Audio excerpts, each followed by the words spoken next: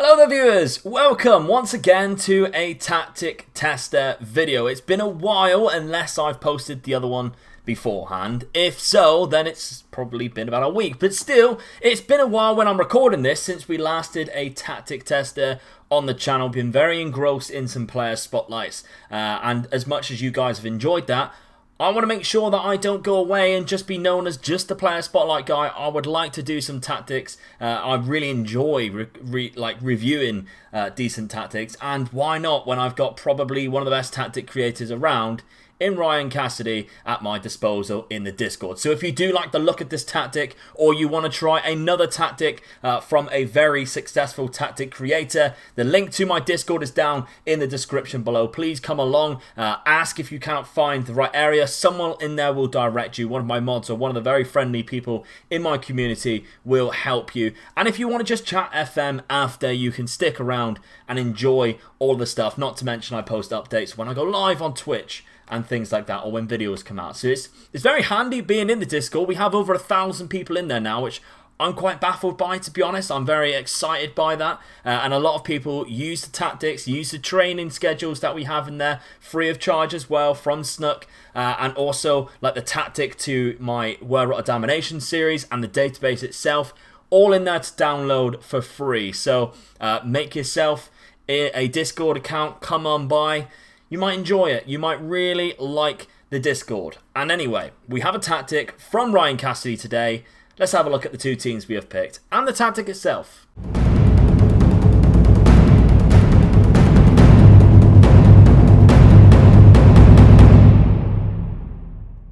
So the two teams that we are starting off with both begin with A. It's Atalanta and Atletico Madrid, as you can see there.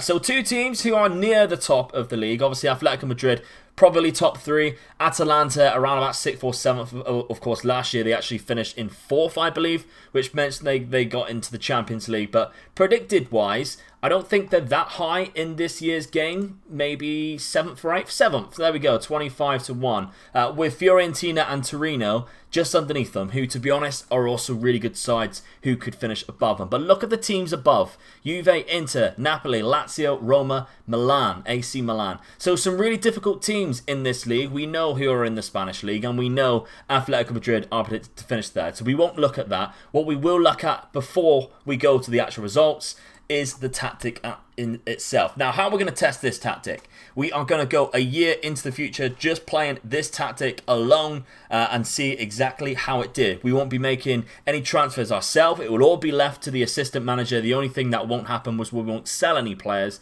because we have done that so he doesn't sell any players. But this is the tactic itself. Now, I love the shape of this tactic, and I have a very similar shape myself in my World Domination series. Of course, the DLF is in here as a box-to-box midfielder with two Mazzala on attacks either side and a deep line playmaker, and the two strikers are different. However, this is slightly different, and it has different, like the style of it is very different as well. Ryan Cassidy has spent a lot of time testing this tactic, and you will see in the results, very good. So we actually have two Trequartistas either side. FM Track's gonna love that, isn't he?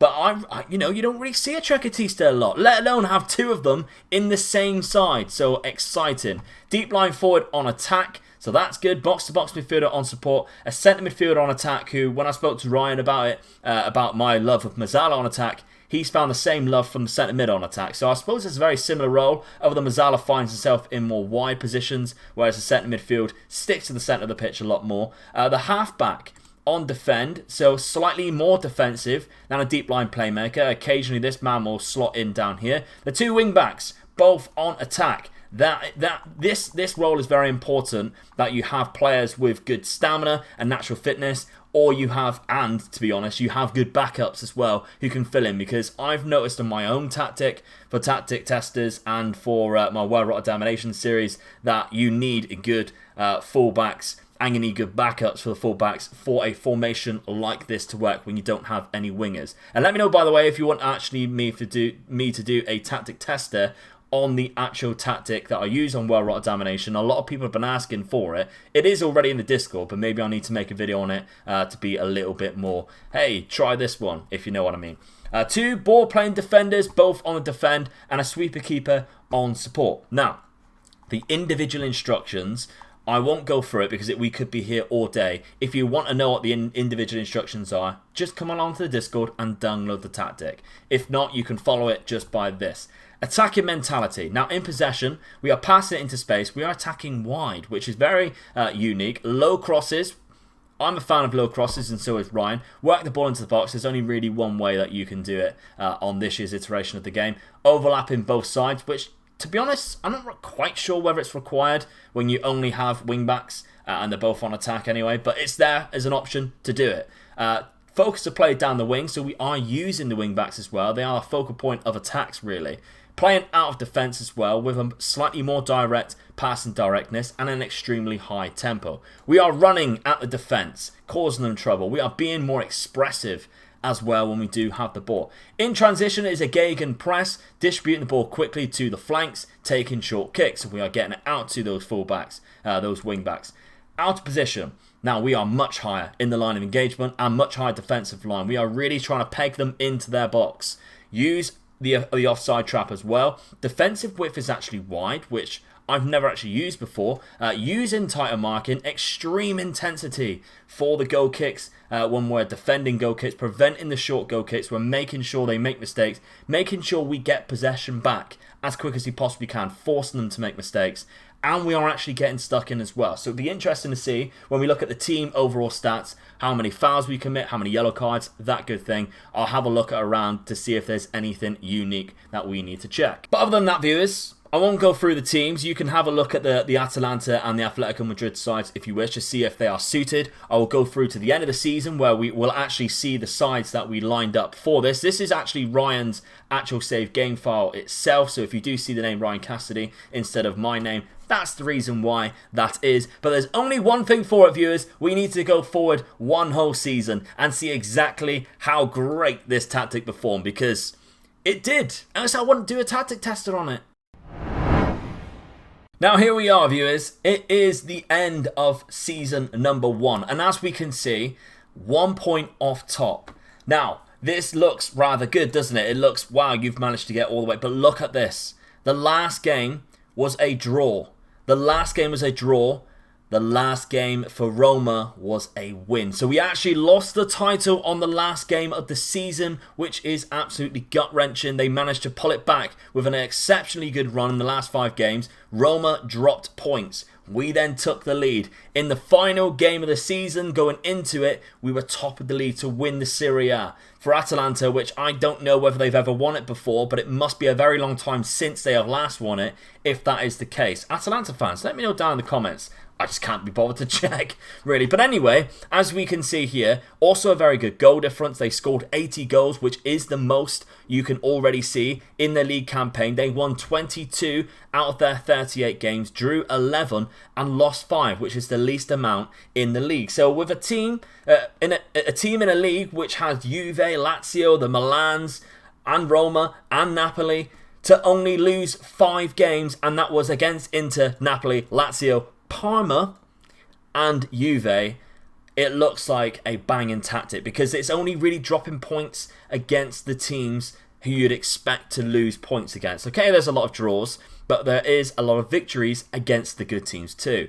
So, phenomenal stuff, really. Let's have a look at the profile, because I'll be interested to see Ronaldo. He always dominates this goal stats on the first season. This time round, just 23, but Duvan Zapata there has 17. Now remember, this is spread out across 3 strikers, because there is 3 rows up top there. So the fact that we've got 1 man up there is actually quite good. Average rating, Alejandro Gomez and Duvan Zapata, both on a 7.46. That is phenomenally high as an average rating across 38 games. Very good. Now, we don't see any of the assists, and we don't see anyone else. If we go to goals, we also have Ilicic, who is joint on 17, and Luis Muriel, on 14. So he's done very well again. That's all off the bench too. 14 starts, 17 off the bench, and he's got 14 goals. So, which also tells me that this tactic is good at scoring late goals. Not necessarily could be true for everyone, but the proof is in the pudding there. 17 games off the bench, and he has scored 14 goals in total. We don't know, obviously, when he actually scored them. Assist-wise, we have Gosens there on 9, Alejandro Gomez and Malinovsky. I've done so well with names there, on 8 as well. So a good amount of assists in the league as well. Now, if we have a look at stats for the team, we have obviously already established we scored the most goals by 7, so that's great stuff. Best tackling completion, we are up there, 87%, so that's good. Least conceded, we're not on the least conceded, but because we scored so many goals, that's why we're up there for that. Most fouls made. Now, even though we are get stuck in, we are 14th for most fouls made, so I'm actually really happy with that. I am exceptionally happy with that. We actually had quite a high possession as well, considering we were playing a gegenpress formation. 53% possession is actually quite good. I'm very happy with that because most of the time you expect the opposition to have the ball, and when you get the ball, because we're playing so direct and so quick, we're attacking straight away. Now, we did lose that game, the very last game of the season. How did we do in the rest?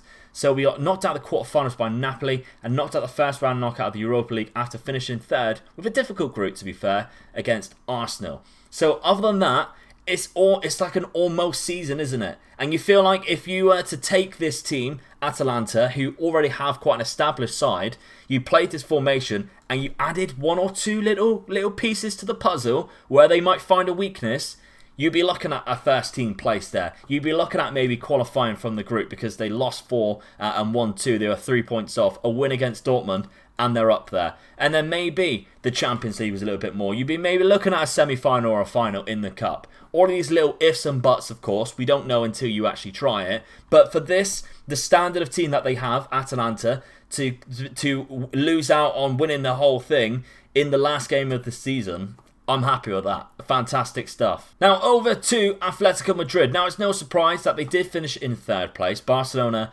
absolutely ruined the league like they got ruined in real life. Am I right? But 8-2. Now, Real Madrid only beat us there by 1 point in the season. But you might have seen already, but we'll come back to it, okay? Let's not spoil it. Let's leave it as a grand finale, viewers. You need to stay right to the end of this video. Atletico Madrid here, 86 points. Far away above Betis, so that's great stuff. We go to profile. Have they managed to score a lot of goals? Look at this. Morata, 30 goals this season. Morata, phenomenal. Koke and Morata both there in the average rating. Only Lionel Messi, who is a god, 8 average rating. Morata had a 7.87 average rating for the season.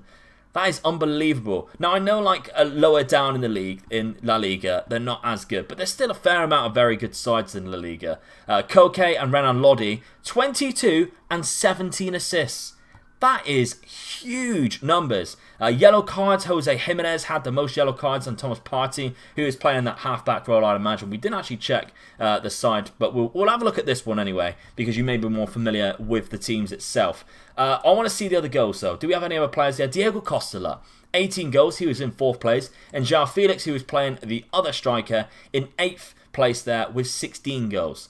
So a combined total there of a very high amount, viewers. I'm not going to count that off the top of my head. I don't want to look stupid. Team overview. They scored the most goals. They scored 118 goals against the Barcelona side. In 38 games, 118 goals.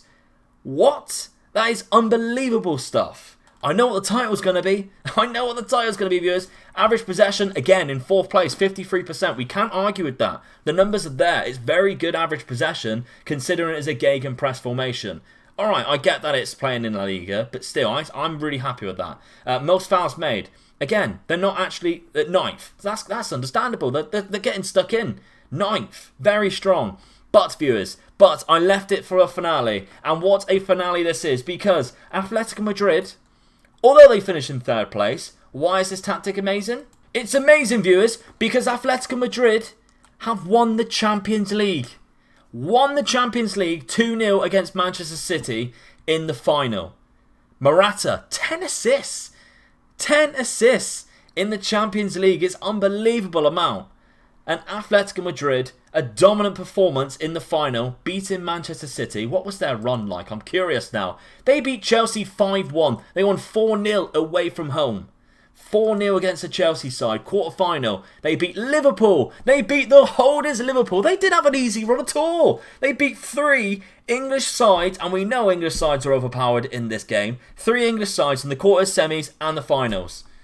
Unbelievable. First round knockout, Benfica, so quite a not an average, but still a difficult game, but still they managed to get through. But they won the group against PSG. And they lost one game, and it wasn't even against PSG. They lost to Red Bull Salzburg, the worst team in the league. That's interesting. Both Red Bull sides there. Intriguing. I bet that was a nice little derby. That's the first time that's probably happened. But Atletico Madrid defeating PSG in there by goal difference. Granted, but they still did it. They still did it. They won their group. They also won the Copa del Rey. Yes, viewers, they've done a double. A Champions League and a Copa del Rey. The first time they've won it since 2013. They beat Real Madrid 2-1 in the final. Correa there with 6 goals. João Felix with 6 goals. They have done exceptionally well. The second highest regarded domestic trophy in the world. They have only gone and won it, as well as the Champions League. What a phenomenal season that is for Atletico Madrid. Now, we will have a look at the tactic one last time so you can see what the side was like that was played. And Atletico Madrid does have a very good team to fit this formation. Oblak in goal, one of the best goalkeepers in the world. Probably the best, really, in my opinion anyway. You have Jimenez and Felipe, 2 very good centre-backs. Lodi is an extremely good left-back on this game. Kieran Trippier is playing right back. Thomas Partey in the half-back role. He's good, but he's not amazing, Thomas Partey. So the fact that he's done that well, and he's now valued at 63 million, is extremely good. But that midfield there, Saul and Koke, 2 of the best midfielders, really underrated midfielders as well. They really do suit the box-to-box midfielder and the centre midfielder on attack. I'm intrigued. So Saul, who played the centre mid, scored 12, and Koke in the box-to-box scored 11. So the goals are coming from everywhere. Jimenez scored 11. So there we go. Diego Costa played the deep line forward with Morata and João Felix both playing the Tracatista on either side. Correa, who is a substitute, scored 20 goals. So again, another substitute getting a high amount of goals in the whole campaign. And I wonder how many of that was in the league. 9 goals in the league, and he actually started quite a lot, to be fair. There must have been a big injury somewhere, but still. They have done exceptionally well. This tactic is phenomenal. I'm really happy with it. I really like the shape of it. It's unique. It's different. You can play 3 strikers, and 2 of them are very unique and intriguing roles to me, Tracatista. So I'm very excited by this tactic, and I hope you guys are too. Remember, if you like this tactic, the Discord is down below. The description to it is a little click and invite, and you can then set it up, and it will take you straight to my actual Discord. There's a section there called #Ryan's Tactics. He pins them all in there. It's the only ones there, so you just scroll through and find the name of this tactic, which is called the Havoc. Okay, viewers, Havoc version 2. That is the name of this tactic. If you want it, that is where you can find it, free. Give it a try. Let me know what you think down in the comments. Massive thank you for Ryan once again for creating such an amazing tactic. But there we have it once again, viewers. Another tactic tester in the bag, and again, a very successful one to say the least. Massive thank you to everyone who does help me in the Discord. Just a little shout out for you guys who are very welcoming because I'm not always around. You guys make that community absolutely exceptional. If you want to subscribe to the Patreon and help me and support me a little bit more as a content creator, you can do so. A $2 tier is the minimum there, but if you go any higher, $4 you get early access. So you could be watching this video before anyone else does. Get your hands on this tactic before anyone else does. It's just $4 for the early access. There's more rewards as you go higher up. But patreon.com/MegaLukeGaming if that is what you wish to do. Anyway, my name is MegaLuke. Please drop a like on the video if you can. That will be fantastic. And guys, subscribe if you haven't done so already, because even though the game is coming towards like the end of the period, we're still going to keep going with player spotlights that you've never heard of. We're still going to keep going with new tactics that you can try on your new saves to keep yourself going before FM21 comes out. Bye bye, ladies and gentlemen. I'll see you soon.